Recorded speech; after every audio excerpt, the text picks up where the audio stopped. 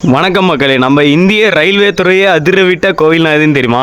நம்ம மொரப்பூரில் இருக்கிற சிங்காரவேலன் முனீஸ்வரன் கோயில் தாங்க உண்மை. இந்த நம்ம எல்லாருமே நினச்சிட்டு இருப்போம் சிவனுக்கு மட்டும்தான் ஈஸ்வரன்ற பட்டம் கிடைச்சிருக்குதுன்னு. ஆனால் அதையும் தவிர்த்து சிவனோட காவல் தெய்வங்களாகி 2 பேருக்கு கிடைச்சிருக்குன்னா தெரியுமா?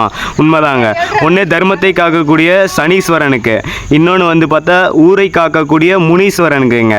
நம்ம இப்போ வந்திருக்கிறது பார்த்தீங்கன்னாக்க ஊரை காக்கக்கூடிய முனீஸ்வரன் கோவிலுக்கு தாங்க. நாங்கள் வந்து ஃபேமிலியோட கிளம்பிட்டோம். நான் வந்து கடவுள்கிட்ட என்ன வேண்டிக்கிட்டேன்னு பார்த்தீங்கன்னாக்கா, இன்னும் ஒரு வருஷத்துக்குள்ள படம் சான்ஸ் கிடச்சி ஒரு அளவுக்கு இதுவாக இருக்கணும், ஸ்டாரா சின்ன ஸ்டாரா அப்படின்ட்டு வேண்டிக்கிட்டாங்க. அப்படியே சாமியை கும்பிட்டுட்டு சாட்டடிலாம் வாங்கிட்டு, சாட்டடி வாங்குறது பார்த்தீங்கன்னா சும்மா ஏதோ டச் பண்ணுற மாதிரி தான் இருக்கும், ஆனால் செம்ம வலி எடுக்குதுங்க.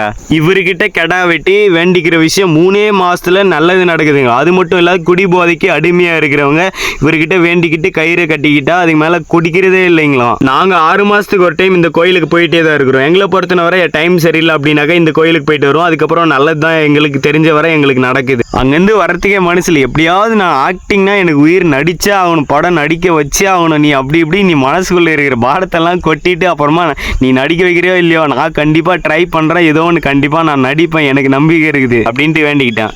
நாங்கள் பிடிச்சிட்டு போன கோழி பார்த்தீங்கன்னா அங்கேயே முனீஸ்வரனுக்கு அறுத்துட்டு அப்புறமா வீட்டுக்கு எடுத்துகிட்டு வந்துடலாம் அப்படின்னு முடிவு பண்ணிட்டோம். ஏன்னா மழை அதிகமாக வர மாதிரி இருந்துச்சு, இங்கெல்லாம் செய்ய முடியாது அப்படின்றதுனால நாங்கள் வீட்டுக்கு எடுத்துகிட்டு வந்துட்டோம்.